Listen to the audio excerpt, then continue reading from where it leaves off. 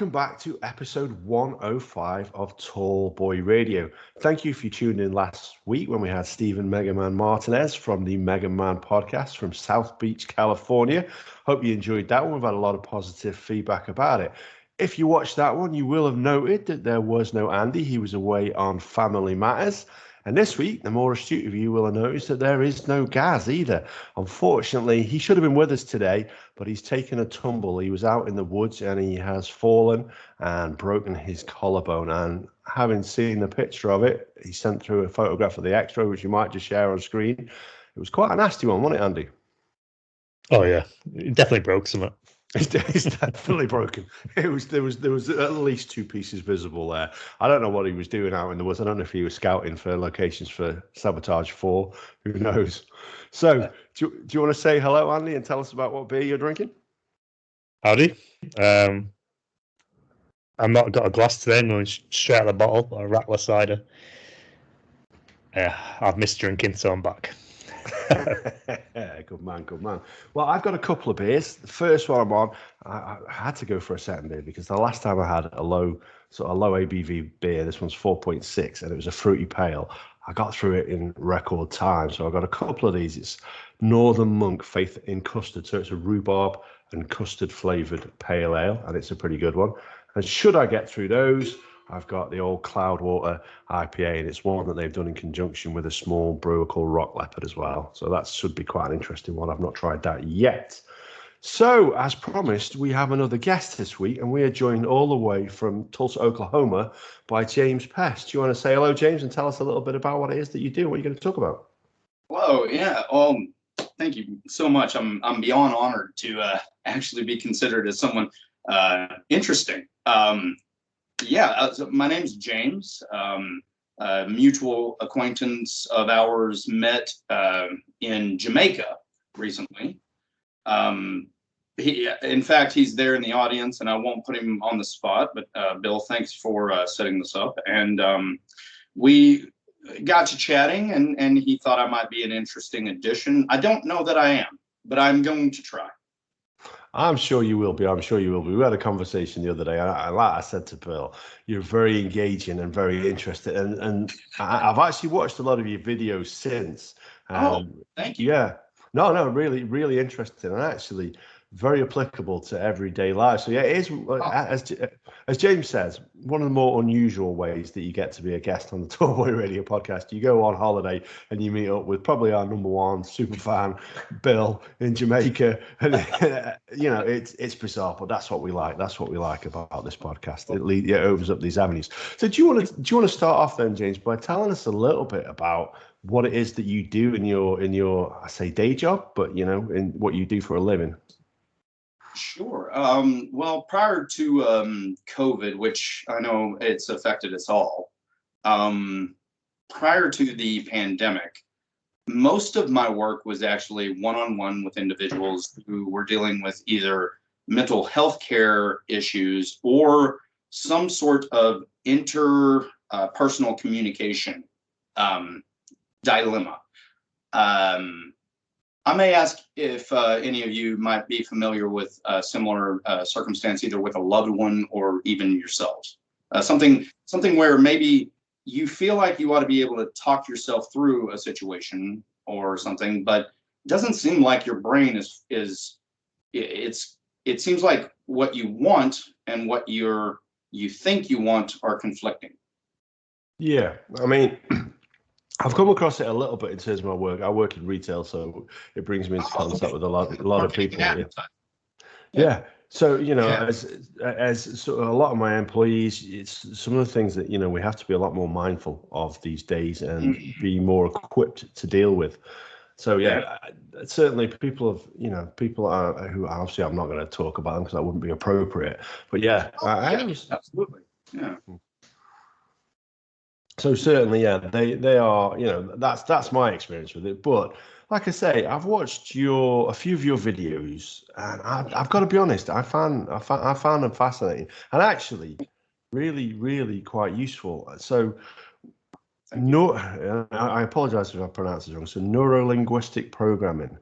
Sure. Yeah. So that basically my educational background has its roots in neurolinguistic programming. However, I studied psychology and neuroscience a bit at what you would call a university, I think. Mhm. Yeah. Because I lived in New Zealand in my mid-20s, and so I became a bit acclimated with you know, a bit of British culture and things. Also, an ex-girlfriend attended Oxford, so I have that little prestigious thing that I could add in there. No, I've actually a lot of the research that I've done has been thanks to your countrymen, people like Bertrand Russell.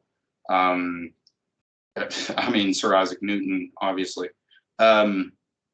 Even as far as, I don't know if you are familiar with Christopher Hitchens.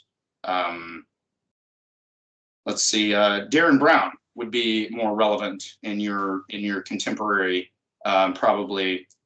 Do you gentlemen know Darren Brown, the magician, hypnotist, entertainer from the UK? Yeah. So he actually, a lot of people don't know this, but he has a similar start as myself.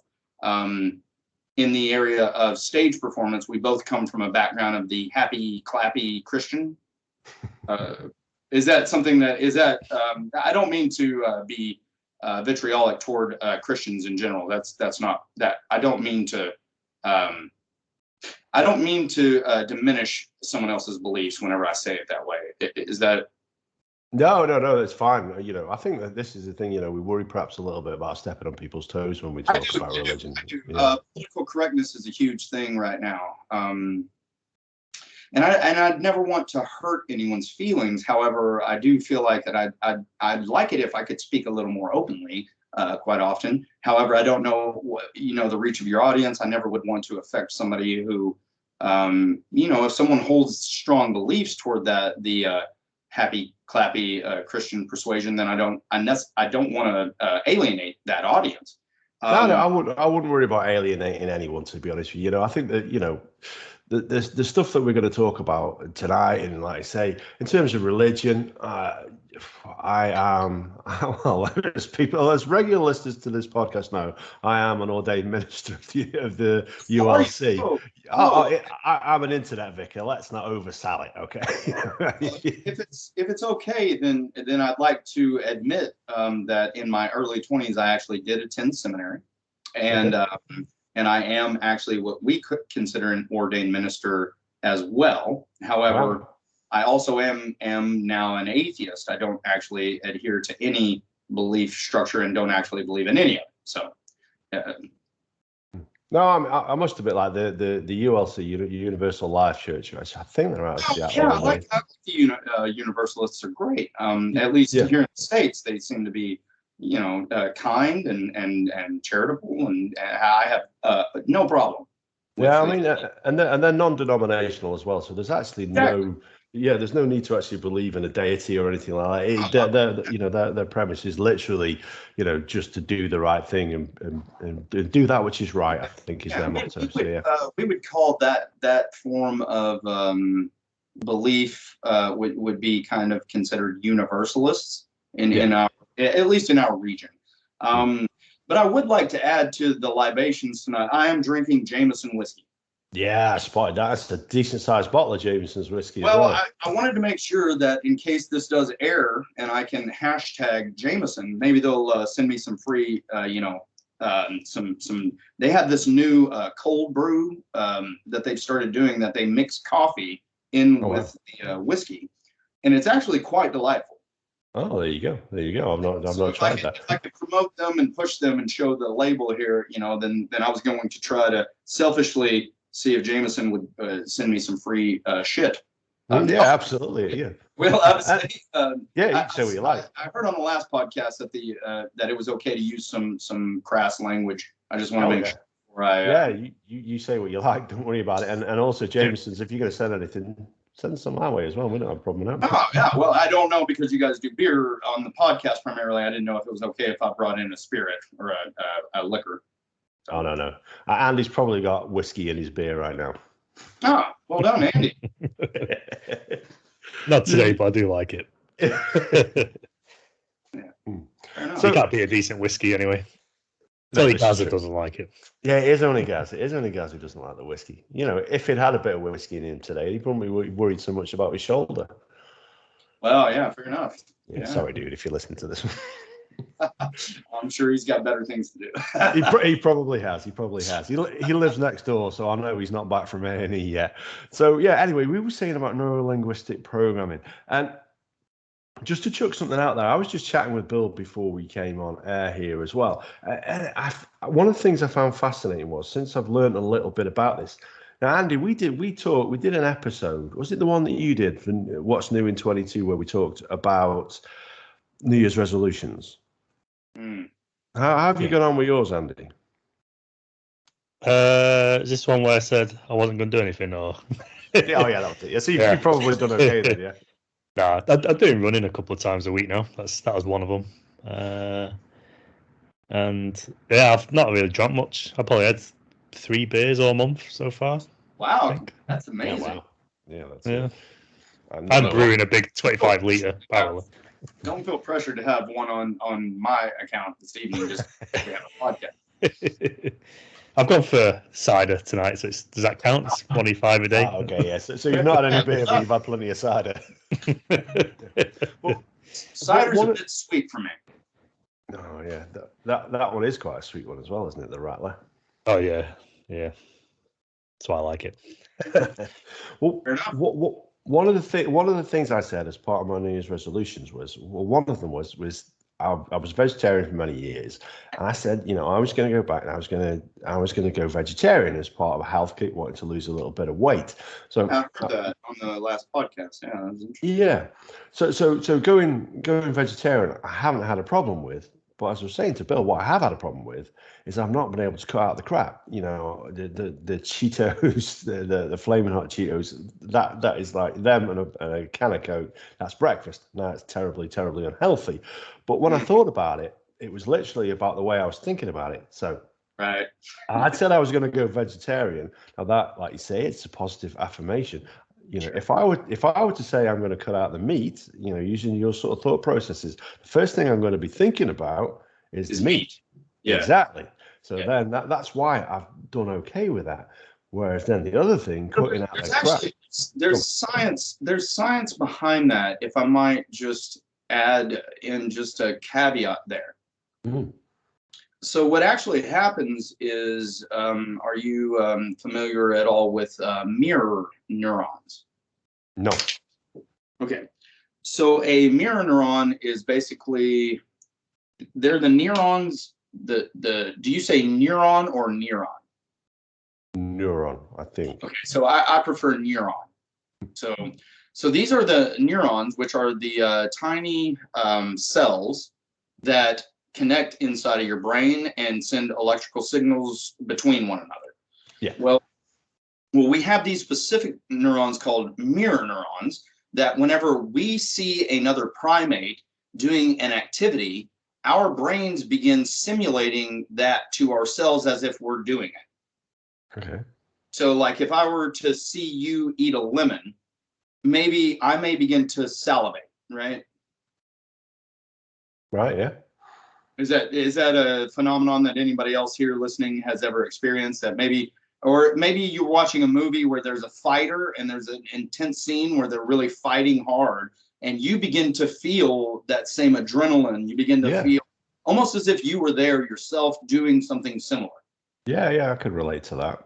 Yeah, so those are called mirror neurons, where we have this empathy. We share a common experience. Even if I've never gone skiing, if I see you skiing, I may start to get a sense of what that feels like. Yeah.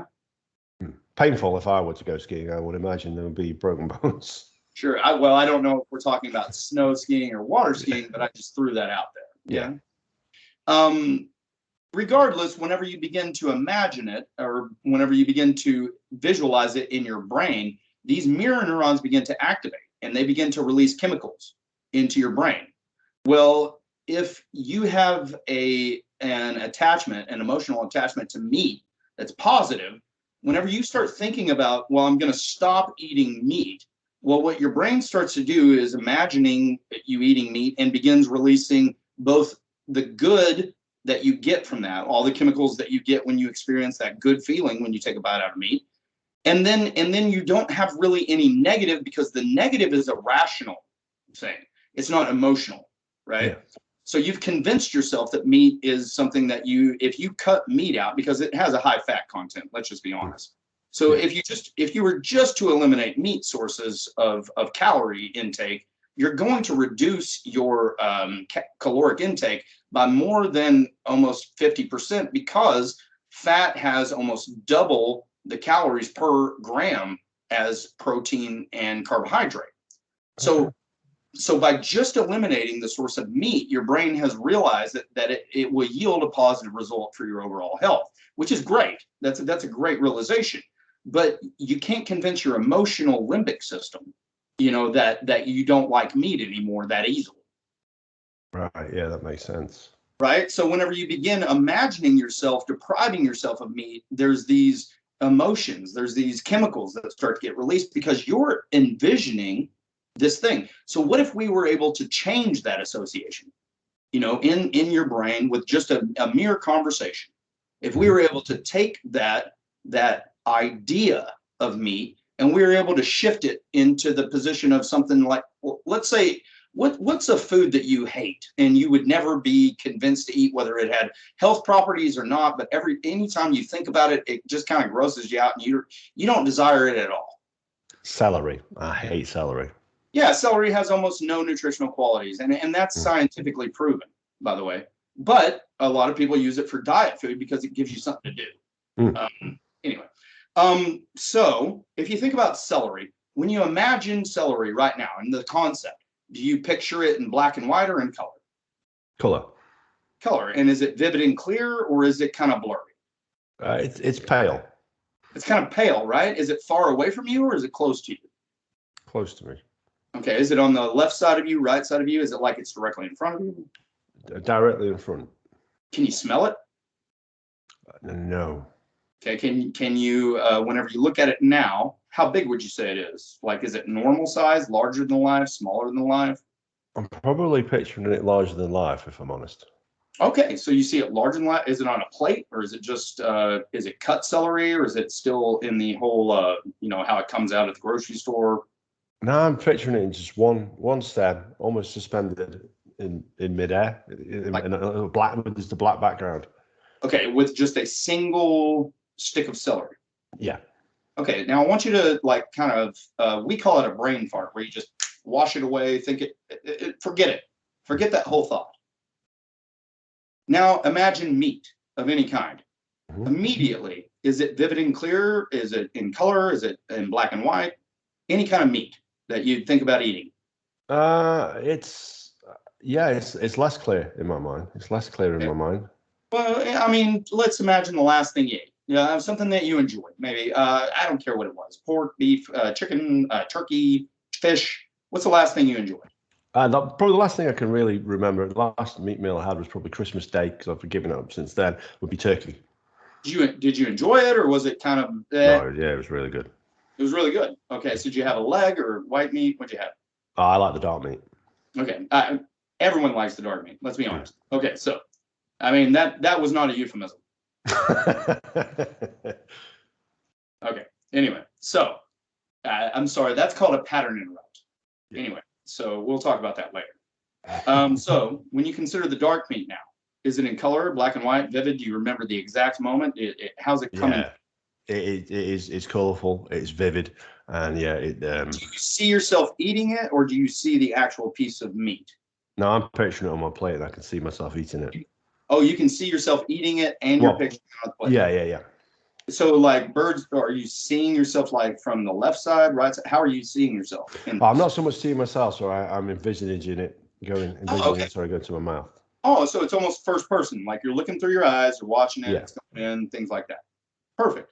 So, can you smell it? Yeah, I can. I can smell the gravy with it. So you can smell it. Okay. So what I'd like you to do now is I'd like you to shrink that down a little bit. That smell and that whole visual that you were just having. That whole larger than life. What I'd like you to do is kind of slide it over where you have that celery and put a black background there and just kind of have it suspended. Yeah. and then remove the smell. And what I'd like you to do is just lock it in place with that celery right there. And for now in your life, really just think about meat as having the same value in your life as the celery. Okay. Yeah, I can do that. I can do that. So just kind of lock it over there for now. It doesn't mean it's permanent, but let's just move it over there to that same place and just put it right where the celery is. Yeah. Lock it. Now, how do you feel about meat? Yeah, I mean, I'll be dead honest. It's a funny one, this, because I was vegetarian 15 years. I went back to it a few years ago, and now, so yeah, I'm not keen on the idea of eating it. Yeah. So you probably didn't even need that whole thing we just went through, but that's just an example of what I'll do with someone to help them dissociate that emotional attachment that they have with that thing. It doesn't have to be meat. It could be anything, So if I was wanting to cut out like things like the snacking, the unhealthy crisps and what have you, like those things are high in, the flaming hot Cheetos. We would use a similar process, but of course you didn't ask me specifically to help you with that. So I used it as an example so that the listeners, and also so that maybe you might get an idea of how that process works. Yeah. It was interesting, and like I say, it might be something that I might have to try with the old Cheetos as well, because it's something that I did regularly back before COVID. Since COVID, I've moved more into the mental health care space, and I work primarily with helping educate people who are counselors who are working on a regular basis with clients similar to the ones that I worked with in the past, and trying to help them develop skills like neurolinguistic programming, like eye movement desensitization and reprocessing, like cognitive behavioral therapy, and how to utilize the different backbones of the science behind these in order to help people, handle everyday life, especially since the pandemic. Everyday life can be pretty, it's evolved, right? It's changed. 100%. Yeah. So I try to help people cope with the changes of life, and the changes in themselves. We go through different time periods in our life where maybe this year we want to focus on our career, and then we get so focused on our career that we lose touch with our personal relationships. And so I work in that realm of trying to help people get balance. Okay. Yeah, that's, like I say, I've watched some of your videos and just thinking through the process there. Do you, and forgive my ignorance on this, do you have to be bought into the process yourself, or if you go into it with a skeptic background, are you less likely to be successful with it, do you think? Ooh, that's an excellent question. So the primary modality that I like to use anymore is hypnosis. Hypnosis relies upon trusting the person who's the hypnotist. Hypnosis will not work without trust. That's the first, I'll be honest with you, I'd never let somebody into my own mind if I didn't fully trust them. Yeah. So hypnosis is the neurolinguistic programming has a backbone, or has a foundation with hypnosis. One of the therapists that Richard Bandler and John, I believe it's Grinder. It could be Grinder, but I can't remember at the moment. But they were the founders of neurolinguistic programming. They studied 3 therapists who were very successful. One of them was Milton Erickson, and he's considered the father of hypnotherapy. So neurolinguistic programming has a very solid foundation in hypnosis. So hypnosis is something that I use, but I prefer to use conversational hypnosis rather than the theatrical kind where you see people, fall. Like Darren Brown does use theatrical hypnosis sometimes, where he makes people fall all the way down on the ground and things like that. Or they do that. He's not making them, but it's an interaction that happens. And I don't try to do the theatrics anymore. I don't really see the need for them. Other than demonstrating that you can do something really cool, I don't really see the need. So, yeah, cool. Yeah. Do you have any questions that Andy? So I think making Andy give up meat would be a bit more of a challenge. I keep picturing celery now, like just start on a plate in front of me. Oh, interesting.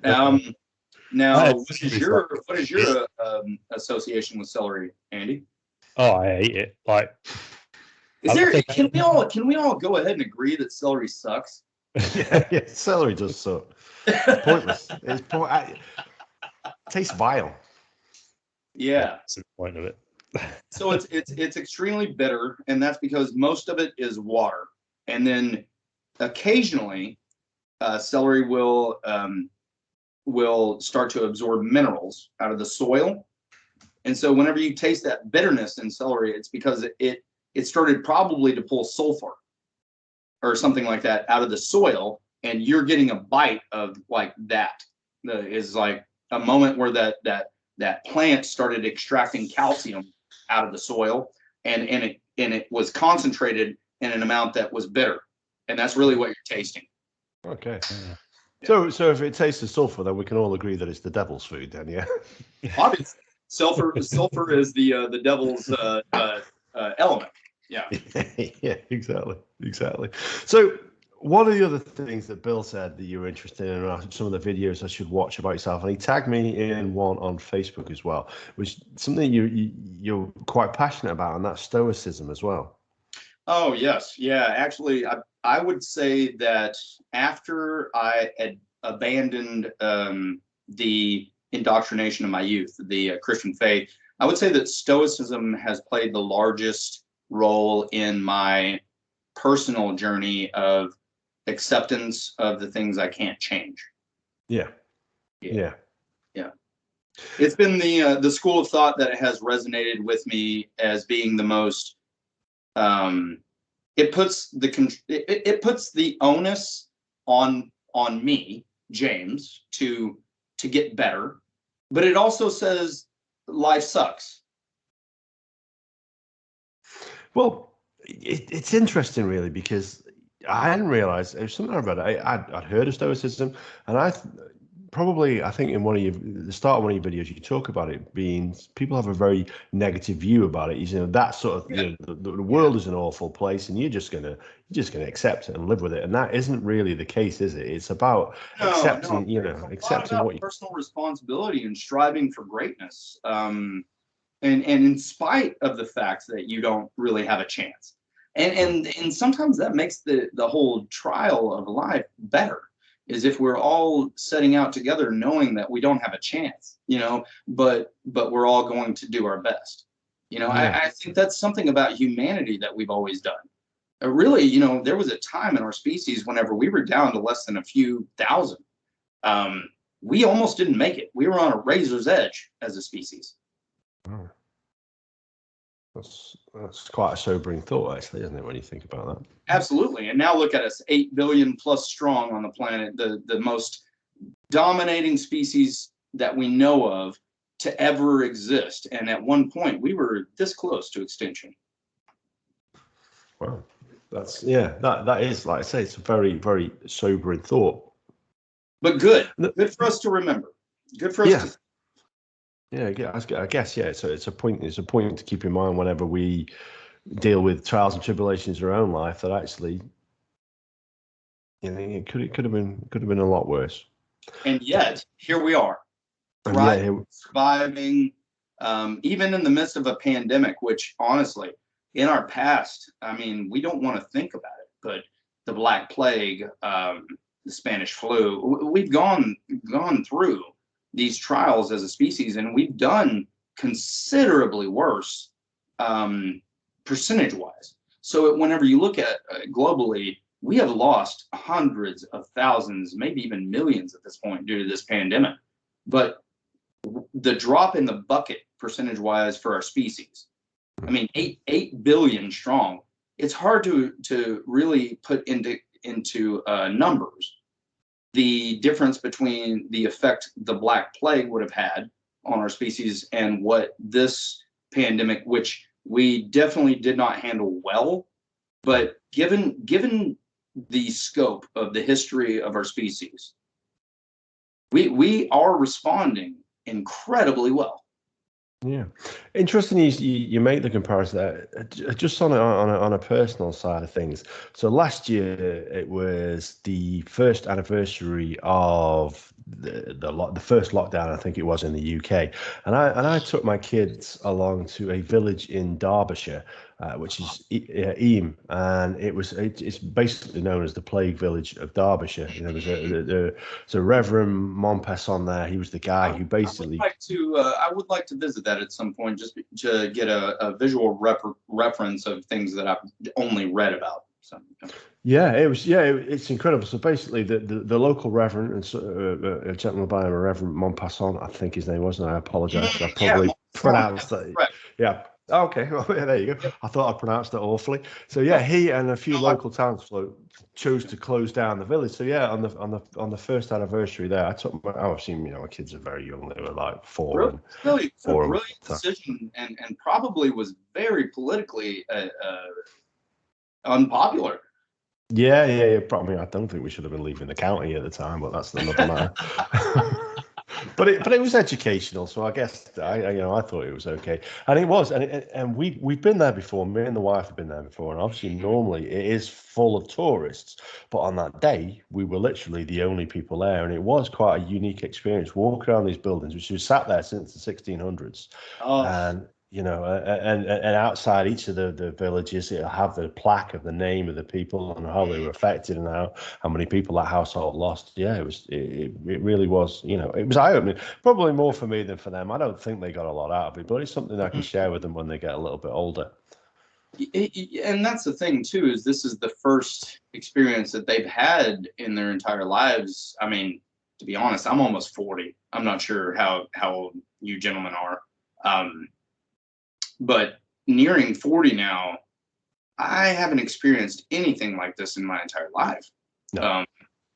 For them, this may be normal. And it is, it is. And I have to, again, like I say, I'm 50 next year. So you'd be much more wise than myself. You would hope so, but that, believe me, is not the case. But this is normal to them, and I find it a little bit troubling that this is the norm, that wearing masks and sharp and keeping distant from people. Although something Matilda is not great at doing, she's aggressive with strangers. What might the effect on a social species be long term? Given that right now, also something that people don't talk about is that. Humans have evolved to recognize micro expressions from one another as well. And many of those are located in the orbicularis oculi. So the muscle that's directly above the eyes here. This is called the orbicularis oculi.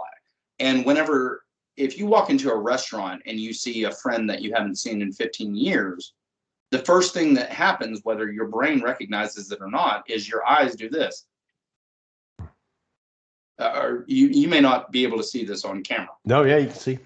But your eyebrows lift automatically in a sign of recognition. Now, we spot this type of behavior in 1/25th of a second. It's how our species has been able to recognize enemies and friends over thousands of years. There are also muscles in the face that have been covered by these masks that are like the zygomatic major. So this is how you recognize the difference between a smile, a frown, a feeling of disgust, or disgust is a big one because you can't see it as well behind a mask. So there are all these micro expressions that have become universally innate and necessary for us to be able to communicate and be able to distinguish a friend from an enemy and different things like that. These things have started to be different. And the long-term consequences of that either. No, and this, I guess, this is what troubles me most. I understand, obviously, we're not going to get into that whether masks work or what have you debate. We're not interested in that. No, I've done the whole third booster thing. I have bought into the whole Kool-Aid of the scientific method, and I am one of those. So I don't want to cause a fight at all. No, and like, but it is that sort of that muzzling that I don't like. That you're almost restraining people, and like I say, my youngest Jacob, he's nearly 3 now, and he's absolutely fascinated by primates and monkeys and things like that, and he'll watch loads of videos on that, and he will talk through the different expressions that they're pulling, and he's picking up on those things just that you're talking about there. And again, it fascinates me, that he will see just the face of something that's very similar to us and recognize its emotions. If they are truly interested, there is an entire curriculum by Dr. Paul Ekman. He is the world's foremost expert on microexpressions, and I would highly encourage, because once the pandemic is over, anyone who has educated themselves on microexpressions is going to be extremely good at working with other individuals. Yeah. His research is phenomenal. I am what his research would refer to as a 4D, which means I'm able to pick up on microexpressions and understand the emotions of another individual in less than 1/25th of a second. Okay. Now, that is a skill that I had to develop as a high-functioning autistic, because being involved in the happy clappy church environment, we're forced to like hug each other all the time and tell one another we love one another, which is very, that's probably very American. I don't know, but we're encouraged in that type of environment to hug each other and say, I love you, brother. I love you, sister, things like that. It's a very, I don't know, incestuous, weird type of cult thing that the South does in their churches here in the United States anyway. That was very hard for someone like me, being a high functioning autistic. I don't like to touch a lot. No. And then the word love is like super icky for me, just because I studied the Greek definitions, and I don't really like using that word casually. No. I'd say there again, a member there in the studio, Bill, which actually I met him as Ian whenever I met him. I would say that I do love Ian. He's been kind to me, and he and his family, his wife Carrie, I would say I love them. But in general, I don't like to use the word love casually, if that makes sense. Yeah. No, I see. I don't know who this Ian is you're talking about, because I've always known him as Bill.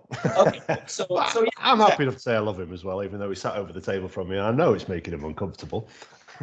Well, I hate to do that, and I hope he forgives me, but I was using him as an example just because I'm trying to express. It's me when I'm saying I love him, I'm staring him in the eyes. Yeah, that would make me feel comfortable. If you guys need to kiss off camera, no, it's all good.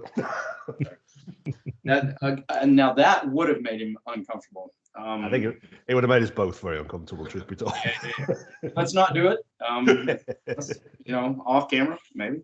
I actually lost my train of thought there. I apologize. Oh, yeah. So as a high functioning autistic, it actually was something that was very necessary for me to start to be able to read micro expressions and be able to understand which among the church members were dangerous, which ones were friendly, which ones had another agenda.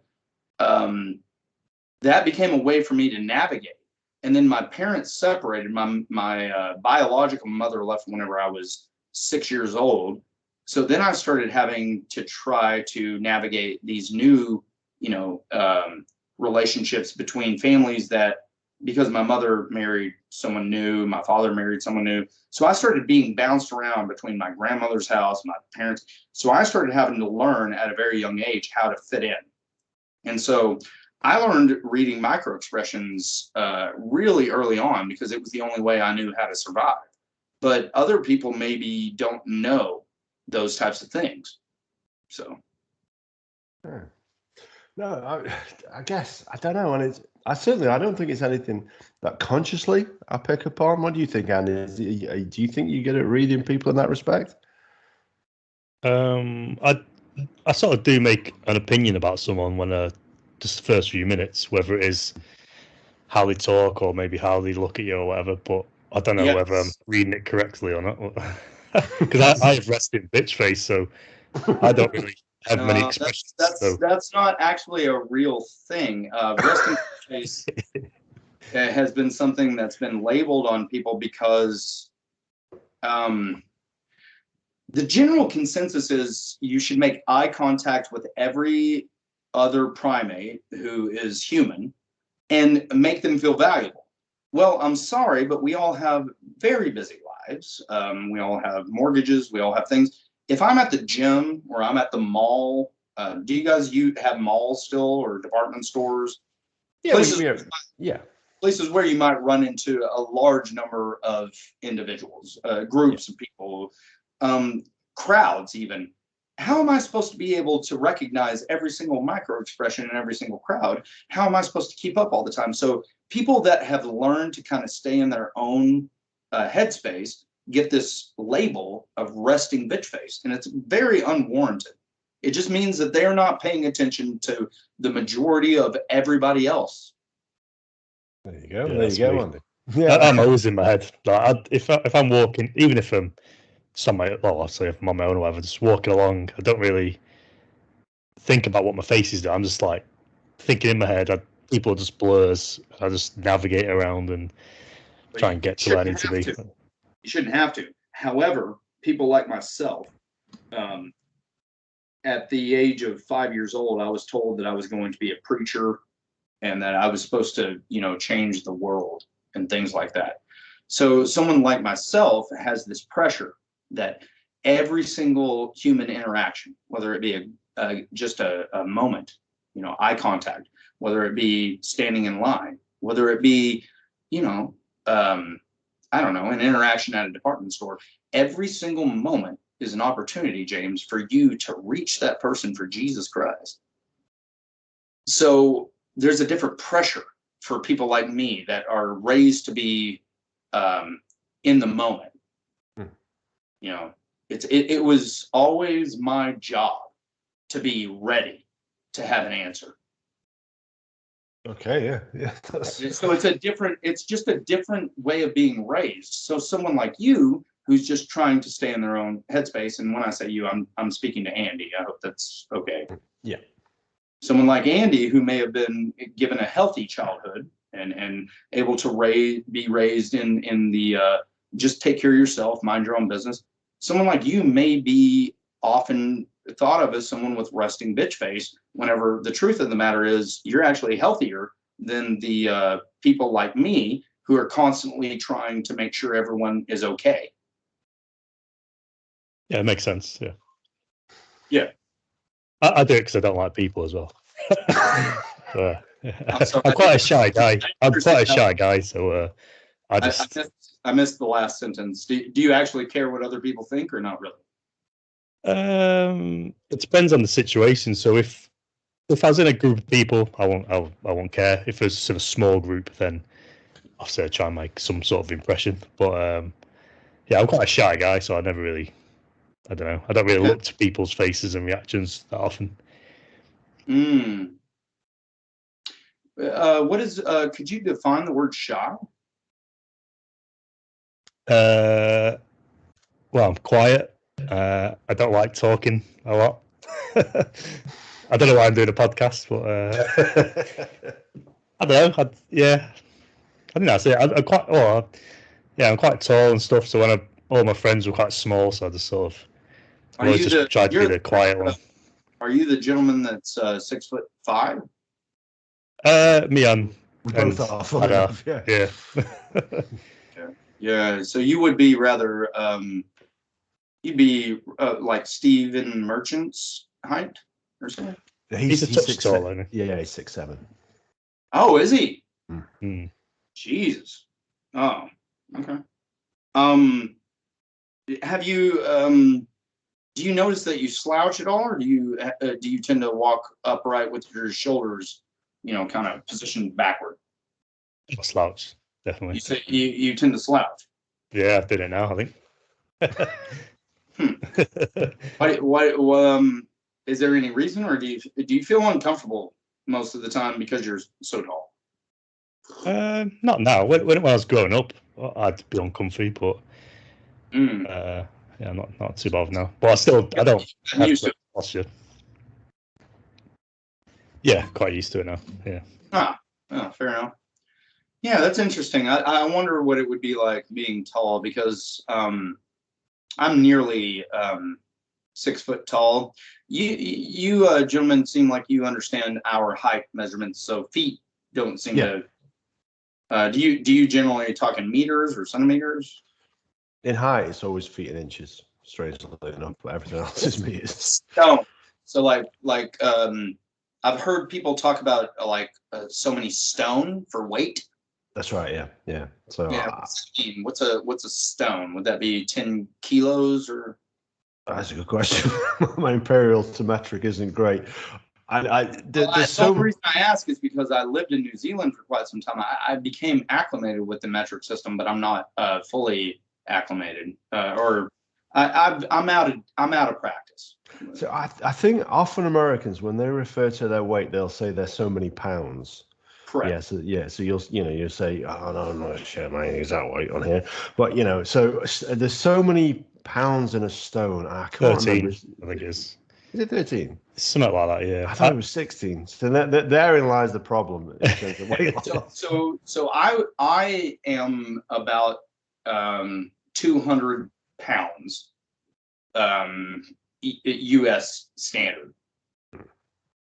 I believe your kilos would be 1.4 of our standard pound, something like that.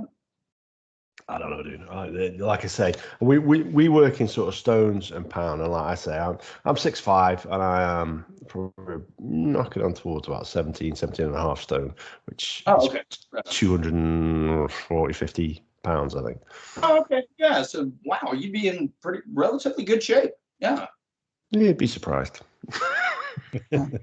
maybe a bit flabby because you're almost 50, but. And the beer doesn't help it, either, let's be honest. You have a podcast centered around beer. You better get over that.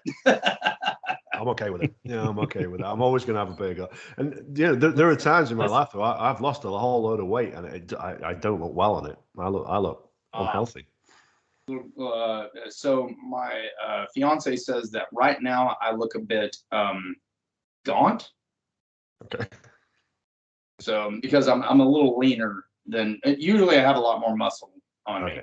So, but that requires a lot of meat. Yeah, it does. It does, honestly. I mean, people don't realize, but in order for me to maintain muscle that looks like bodybuilder type, I have to eat more meat than I'm actually comfortable with. So. Well, Andy doesn't have that problem, do you, dude? What's that? Andy, I love eating meat. Yeah. I'll be honest with you. I do. Meat is a staple in my diet, but I am not like I've done a lot of research. I've been through. So my first diet was whole food, plant-based vegan. That was the first time I went totally trying to get my health straight. And then I found out that I had a deficiency in my branched chain amino acids. So I did a genetics test. So I've done the genetics test. I've done gastroenterological. I've done blood work. I can pretty much run the gambit on physical health as well as mental health. However, in this current transition in my life, I'm more focused on mental health. However, there is a very, very close correlation between physical and mental health. Yeah, I think there is. I'm not someone. Bill and I were talking about this offline before we started. I'm not somebody I would say has any particular struggles in that side of things, but I do know that like right now, and I was saying to the wife, given up what is the 25th today, 25 days without eating meat, and I feel healthier than I have done in a long time. And my patience levels as well are coming back to where they are. And with a 5-year-old daughter, you need them patience levels to be at their peak. And that's great. And funnily enough, actually, going back to where we started here with the old stoicism, the wife and I were having a conversation. So I watched a video and I was talking through it. And now, so see, we have a daughter. You know, I love her to bits. Don't get me wrong, but and she, as anybody would tell you, is willful. There's no child on this planet that knows her own mind and knows her own wherever she wants. Is determined to get it than her. And I love that, and I would not change about it. But sometimes it can be challenging when what you want is different to that. And we were having a conversation with the wife that ultimately we aren't going to change. That is one of those things that, you know, her willfulness is not something that we can impact upon, you know, the free will and what have you. But what we have to deal with then is our approach to that and how we then manage our emotions around it, and explain to her what we want, and that sort of that level of understanding, and that, you know, whether I've got the wrong end of the stick there from your videos, I don't know, but I found it quite helpful. Oh, fantastic. No, my videos are meant to aid in whatever, and I know this is going to sound very clickbait-esque. I create my videos to help you achieve whatever it is you want to achieve. Yeah. I don't necessarily agree that whatever my audience wants to achieve is necessarily a positive goal. Okay. But that's not my job. No. Yeah, well, I found it very useful anyway, and the wife did as well, to be honest. She sort of said, I've taken this new tack, and actually, you know, we've seen that, you know, she reacts better to the way that we're talking to her, the way that, you know, we're saying, awesome. you know, this is bedtime, this is bath time, this is what you need to be doing, sort of thing. And rather than trying to, like, you know, enforce our will upon her, you know, is explaining it to her, and she buys into it more. Things like that. I love to hear stories like that, because to be honest with you, it's so amazing how early a child becomes capable of understanding the balance of what would be more beneficial or less beneficial. Yeah. Like, yeah. Children understand that balance way earlier than we think they do. And if you can offer them the option of, yeah, you could stay up another 20 minutes, but you still have to bathe. And so that means that tomorrow you won't be able to do the activities that you enjoy doing early in the morning. Is that a compromise that you want to make tonight? Yeah, that one done well. Watch with her. She's up at 4:30 regardless. she's an early riser. She may be a bit more, you know, the problem with children is that they actually do need less sleep than we need in order to maintain proper cognitive function. However, their brains are still developing until around age 23 to 28 for an adolescent adult. So their brains still do need a full 4 to 12 hours of sleep per night, depending upon their genetics. I have a single nucleotide polymorphism where I only require about 4.26 hours of sleep for every 24-hour solar orbital cycle. There are others that have a similar single nucleotide polymorphism that I've spoken to. We do have diminished cognitive function if we add things like substances, obviously. And then we can actually, I mean, I don't do any illegal substances, but there are studies that show that if I were to do something along the lines of legal, like Adderall, which is something that we prescribe for kids in our country that have attention deficit disorder. Yeah. So if someone like me were to take something like Adderall, there's a good chance that I may not need sleep for 72 hours at a time. However, that is going to take away from the overall physical lifespan, because mammals of our size have about 3 billion heartbeats per life cycle. So, and that ranges, it doesn't matter whether or not you have a life where there's a period of time where you are stretching your heart to the limits and you're constantly stressing it. So you may have like 10 years where you're a marathoner and you're a rock star and you're doing cocaine, whatever. Like, by and large, if you average out, all of the primates of our size, our lifespan, by and large, we get about 3 billion heartbeats per lifespan. So you have to kind of determine how are you going to use those. Well, someone like David Blaine has figured out how to slow his heartbeats to like 27 was the lowest per minute. That's insane. Well, if you want to spend your time focusing on that, you may extend your life out further. It's not something I'm particularly interested in. No. So there's a couple of chaps you've mentioned tonight, and you mentioned David Blaney, you mentioned Darren Brown, also famous for an interest in magic, and anybody who's watching on YouTube now, rather than listening to the audio, will notice you picked up a few packs of cards there on your desk. Yeah. I wanted to make sure that I displayed them just so people know that I do utilize magic and hypnosis in what I do, because I think they are very good teaching tools. Cool. So I use magic as a teaching modality more than so there's a famous quote by Lee Siegel. Maybe is Lee Siegel one of yours, the British, or am I thinking Arthur C. Clarke? Arthur C. Clarke we're familiar with, yeah. Okay, so Arthur C. Clarke has a famous quote that's like any form of technology can be indistinguishable from magic. Is that close or no? Well, it's not a quote I'm familiar with, but it makes sense. Yeah, I can understand the logic behind that statement. Someone will correct me, but Arthur C. Clarke famously has a quote that's something along the lines of any any sufficient form of technology can be indistinguishable from magic. It's either sufficient or advanced. So I use magic to demonstrate that if I know something that you don't know, that can be magic. Yeah, I can follow that logic. Is that something you can do now? Is it perchance? Sure. Yeah, I'm happy to. I'll do something very simple.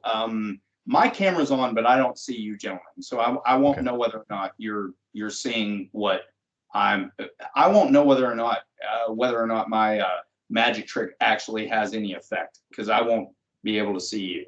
Is that okay? Yeah, that's fine. But you guys can see me? Yeah, I can see you clear. Andy? Yep. Okay. So I'll use typically I use a standard hairband. Is this visible? Yeah. So I have long hair. One of the reasons I do grow my hair long is so that I have a reason for carrying around a regular hairband. I know it sounds stupid, but so this is a trick that I showed Bill the other day, and he thought it was pretty remarkable. The problem is I have to move closer to the camera, or else this looks like bullshit. So is that okay? Can I? Yeah, of course it is. Yeah. All right. I gotta get right in your face, and this is gonna seem awkward. All right, here we go. All right, I'm moving. All right, Sozo, stay there. I don't need your help. All right, we're going. All right, that is very close. Hello. All right. Am I too loud? No, it's fine. Don't worry about it. That's good. Okay. All right. So it's a standard hairband, right? So what I do is I put it around these first two fingers like that. Okay. I'm actually watching the monitor here while I'm speaking to you here. So, all right. So what I like to do is I like to make sure that everyone sees the hairband fully. And then I ask a simple question. Can I make this hairband jump from these two fingers right here to these two fingers by just shaking it like that? I would say no. I would say no too. I genuinely, I would say that's impossible. I can't just shake my hand like that. And then that band is not going to just jump from here to there. However, I know you have a friend there with you. Bill, isn't it true that this trick or this magic trick is better if I also add a rubber band over all 4 of my other fingers to make sure that there's no way that that band can jump from these 2 fingers to these 2 fingers. Are we all agreed? I'd agree. Yep. Yeah. Everybody good with that? All right. Mm-hmm. All right, cool. So here's why I ask, is because I'm going to now just shake my hand like this. That is mind blowing. And I guess you're not going to let us in on that secret, are you, as to how that just did that? Wouldn't that be kind of an asshole thing to do? I mean, Yeah, I guess he would. Yeah. Bill is best friends with Dynamo. If he knew I gave that away. Oh, that's true. Yeah. We'll have to share that picture of Bill out with Dynamo as well, won't we? Share that on our Instagram and Facebook. So that's one small demonstration. Something that I like to do, normally in person, I do more card tricks, coin tricks. So I do have coins here. I laid out a few different coins in case somebody's interested in, learning magic. I have different, I brought a book. So this book is one of the first books that I picked up to start to learn how to do magic tricks. Mm-hmm. So I highly encourage anyone who's actually interested in the art of magic. There's no real secret to it. It's skill. It's not. You don't have to contact the dead. There's no. You don't have to do any potions and ask the devil to take your soul so that you can be able to move things with your mind. It's all tricks. It can all be explained for the most part. Yeah, that's interesting. That is interesting. What was the name of that book then? Is it the 13 Ways of something? Yeah, 13 Steps to Mentalism, and it's by Corinda. It's a very old publication. There's lots of illustrations. I actually don't read. I know that's something that may come as a shock to most people, but I listen to audiobooks. Okay. I read a lot in college whenever I was in my 20s, but now I found I can listen to an audiobook at 2 times the speed and read 3 or 4 books on one trip. So there's a logic to that. Yeah, there is a logic to that. Yeah, but I can't read that quickly. I have to read a book over and over and over again. For some reason, visually, I can't get the content in the same way. That's quite interesting. That is quite interesting. It's something I enjoy reading. I don't get enough time to do it nowadays with 2 young kids, unfortunately. I don't, or maybe I don't, but don't devote enough time to it, perhaps. But yeah, I sit. Yeah, that you probably have. yeah. So we like to try and keep these podcasts around about the hour mark. But James, if it's okay with you, we'd love to have you on again at some point in the future if you can make the time for us at some point. I'm happy to accommodate. I'm just not sure I'm as interesting as I wish I were. No, I think you'd be surprised. So yeah, we'll focus a little bit more on the magic and a few other things like that, and see if. Sure. Yeah, sure. Yeah, see if you see me do some mind tricks on Andy, because that is a nut that I think everybody would like to crack. Okay. Yeah. Well, I'll be honest with you. You guys won't be able to crack it. Well, that's a shame.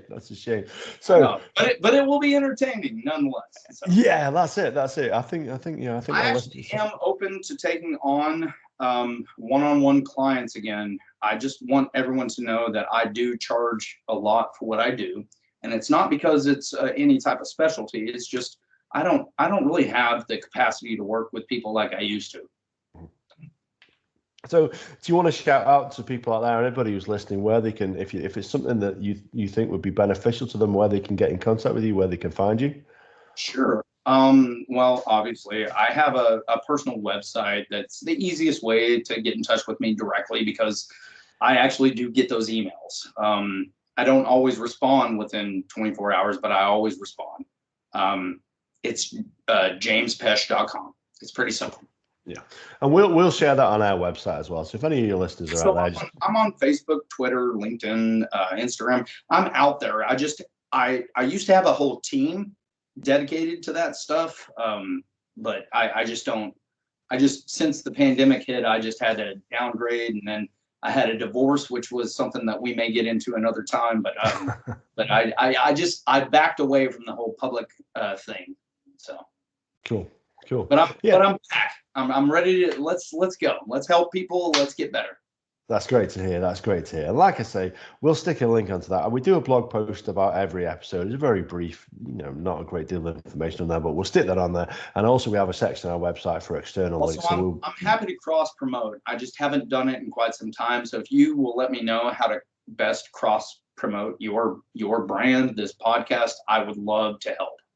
Well, to be honest, you've already done that by sharing it out on Facebook and places like that, and saying that you're I did a live on video right before I went on, tried to kind of push it. So yeah, I appreciate that. I really do. First one in almost 2 years. Is that right? Oh yeah. There you go. This was great. I actually really looked forward to this. Bill is Ian is one of the best people I've ever met in my entire life, and I was happy to help. So. Yeah. Well, if you know him well enough, you know what expression he's pulling right now, then don't you? Oh yeah, he's probably pissed off. he hates flattery of any kind. Yeah. He probably wants to crucify me. Listen, I'm not the real Jesus Christ, and I won't allow to be crucified. Ian, I was just trying to. Right, calm down. That's cool. No, I do appreciate the honestly, you gentlemen have been nothing but kind to me. Thank you. No. Thank you for coming on. And pity that Gaz couldn't be here as well, because I think he would have really, really enjoyed this. Because if nothing else, it's a unique experience. It's only an audience of one, but it's the first time I've had an audience while we're doing this as well. It's quite unusual for me, but I've enjoyed it. So, who wants to say their goodbyes first? James, we'll let you go first. Say your goodbyes to our listeners. Listeners, this podcast is a unique opportunity for you to get involved with whatever you're interested in. These guys talk about everything, and I am really grateful for having been here. I want to thank all of you for being so kind to me, and just please give these guys a fucking chance. They're great. Yeah, I'd second that. Andy? No, it's been good. I think we've Bill's message was saying how good of a guy you are and stuff. So it's good to finally get you on and just learn stuff. I mean, it's been a weird couple of years, and I think mental health and mental training is a big thing. So it's been good. Yeah. And I don't think I might have gone off meat now. Think about celery. Listen, I'm going to be honest, guys. I am about to eat some bacon.